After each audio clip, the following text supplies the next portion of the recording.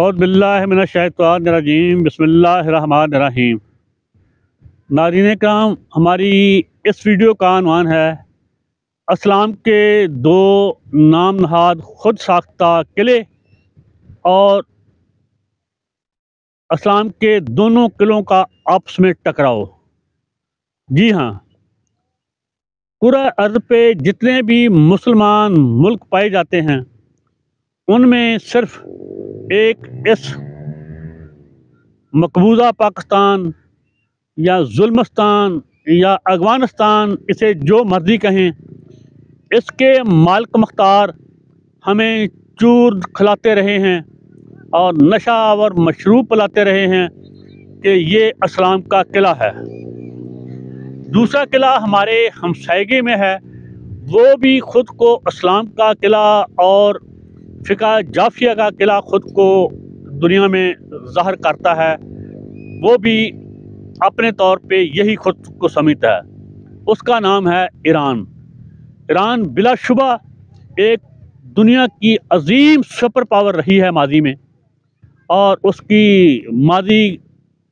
کا ماضی انتہائی درخشندہ رہا ہے، جبکہ ہم تو ہمیشہ سے غلام چلے آ رہے ہیں۔ سب سے پہلے جنہوں نے جاریت کی تھی ہندوستان پہ وہ میری نسل کے آریائی تھے۔ اس کے بعد تاریخ میں جس نے جاریت کی وہ سکندر اعظم تھا، جس کا مقابلہ میرے جد امجد میری نسل کے راجہ پوست نے کیا تھا، اور اس نے سکندر کو شکست دی تھی۔ جبکہ یہاں کے کچھ دولت شاہ کے چوہے نام نہاد احساس کمتری کے مارے کہتے ہیں کہ راجہ پوست کو شکست ہوئی تھی، ایسا بالکل نہیں تھا۔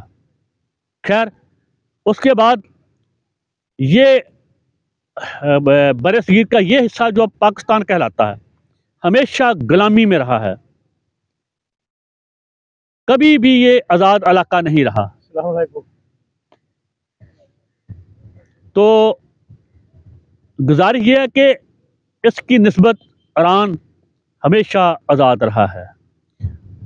ایران کی آبادی کی اکثریت اہل تشیع سے تعلق رکھتی ہے، جبکہ یہاں اہل تشیع بھی ہیں، سنی بھی ہیں، وہابی بھی ہیں، دیوبندی بھی ہیں، اسماعیلی بھی ہیں، تو دیگر فرقوں کے لوگ بھی ہیں اسلام کے۔ تو پاکستان بھی خود کو اسلام کا قلعہ کہتا تھا، ایران بھی۔ دونوں قلعے دعویٰ دار تھے کہ ہم بیت المقدس کو آزاد کروائیں گے، ہم فلسطینیوں کو آزاد کروائیں گے۔ اب جب کہ فلسطینی ظالم، قابض، غاصب، درندہ صفت صہیونی ریاست کے خلاف نبرد ازواں ہیں اپنی جنگی آزادی کے لیے، تو ایسے میں پرسوں ایران نے رات کی تاریکی میں میزائل حملہ کیا ہے پاکستان کی حدود میں، بارڈر کے ساتھ جو ایران کے ساتھ لگتا ہے، اور اس کے جواب میں پاکستان نے پھر کل صبح ایران پہ جوابی حملہ کیا ہے۔ فیس بک پہ بیٹھ کے واہ واہ کرنا، بہادر فوجیاں زندہ آباد کرنا، غازی زندہ آباد کرنا بہت آسان ہے، لیکن حقیقی طور پہ جنگیں جب گولہ بارود کی ہوتی ہیں تو وہ بہت خوفناک ہوتی ہیں، خطرناک ہوتی ہیں۔ کوئی جا کے غزہ والوں سے پوچھے، کوئی یوکرین روس والوں سے پوچھے جدھر جنگیں ہو رہی ہیں۔ تو گزارش یہ ہے کہ یہاں برصغیر میں 100 سال سے زیادہ عرصہ ہو چکا، 125 سال گریٹ گیم جاری ہے۔ پہلے تو گریٹ گیم کا سب سے اہم مرکز جو تھا وہ ہمارے شمالی علاقہ جات تھے جو افغانستان، روس اور چین کے ساتھ متصل ہیں۔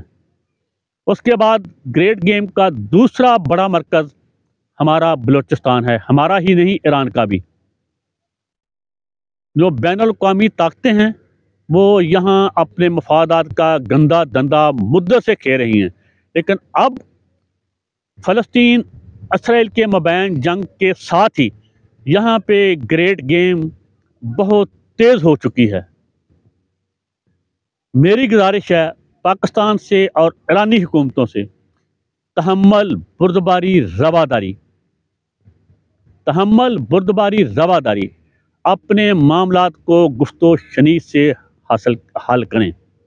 ہاں، چلتے چلتے آپ کو مزیداری کی بات بتاؤں، یہ دونوں قلعے کہتے تھے کہ ہم بیت المقدس اور مظلوم فلسطینیوں کو آزاد کروائیں گے، تو شاید اب ان کے خیال میں وہ آزاد ہو رہے ہیں، تو لہٰذا اب محمد بن قاسم کی طرح جو پاکستان میں مجبور ہیں، مقہور ہیں، غلام ہیں، یرغمال ہیں، 24 کروڑ غلام، ان کو یہاں کے پاکستانی جو صہیونی ہم پہ گروہ قابض ہے، ان سے آزادی دلوانے کے لیے ایران کے حریت پسندوں نے، حریت پسند قیادت نے یہاں کوشش کی ہے ہماری آزادی کے لیے، اس لیے حملے کر رہا ہے۔ جبکہ دوسری طرف شاید پاکستان خود کا ساختہ قلعہ نے فلسطینیوں اور بیت المقدس کو آزاد کروانے کے ساتھ ساتھ دشمن سے اپنی شاہراہ مقبوضہ کشمیر بھی چھڑوا لی ہے، کشمیریوں کو بھی آزاد کروا لیا ہے، اور اس سے بڑھ کر غزوہ ہند برپا کر کے دلی کے لال قلعہ پہ اپنا جھنڈا بھی لہرا دیا ہے۔ اور جب انہوں نے اتنا کچھ کر لیا ہے تو یہ سوچ رہے ہیں کہ کیوں نہ جس طرح ہم خدا کی قسم یہاں بدکاروں، خرکاروں، بے حیاؤں، بے ضمیروں کے غلام ہیں، اسی طرح ایران کی عوام وہاں ملا کی غلام ہے، وہاں ڈیپ اسٹیٹ کی غلام ہے۔ تو شاید یہ پاکستانی انہوں نے سوچا ہو کہ ایران والوں کو بھی آزاد کروا دیں، یہاں اتنی دنیا آزاد کروائی ہے۔ یہ تو بس طویل تذکرہ میں نے آپ کو بتایا ہے۔ اصل بات یہ ہے کہ جب بھی بلیوں کی لڑائی ہوتی ہے تو بندر ان میں انصاف کرتے کرتے آخر کار دیسی گھی کے پراٹھے کا ٹکڑا لے اٹھتا ہے۔ ہوشیار باش، ایسا نہ ہو اپنی انا، اپنے قضیے نبیڑتے ہوئے، حساب برابر کرتے ہوئے ایسا نہ ہو بندر آپ کا دیسی گھی کا پراٹھے کا ٹکڑا لے اڑے۔ وہ کون سا ہے؟ وہ ہے پاکستانی بلوچستان اور ایران کا سیستان صوبہ۔ وہاں بھی بلوچ ہیں، ادھر بھی بلوچ ہیں۔ دنیا بھر کی جو بڑی طاقتیں ہیں ان کی نظر ایک تو یہاں ہے، اسے گریٹر بلوچستان کا نام دے رہے ہیں، دوسری ان کی نظر اسی علاقے پہ ہے جو ہمارا چین افغانستان کے ساتھ متصل علاقہ ہے اور روس کو بھی ادھر رستا جاتا ہے۔ وہاں تو سلیپر سیل ہیں، ابھی وہ ایکٹیو نہیں ہیں شمالی علاقہ جات میں، لیکن ادھر تو ایکٹیو ہیں۔ تو خدا را ہوش کے ناخن لیجئے، اس میں ہمارا بھی بلا ہے، ان کا بھی بلا ہے، اور ایران کی نسبت ایران سے کہیں زیادہ ہمیں امن کی ضرورت ہے۔ اس کے ساتھ ہی اجازت دیجیے، ویڈیو طویل ہو رہی ہے۔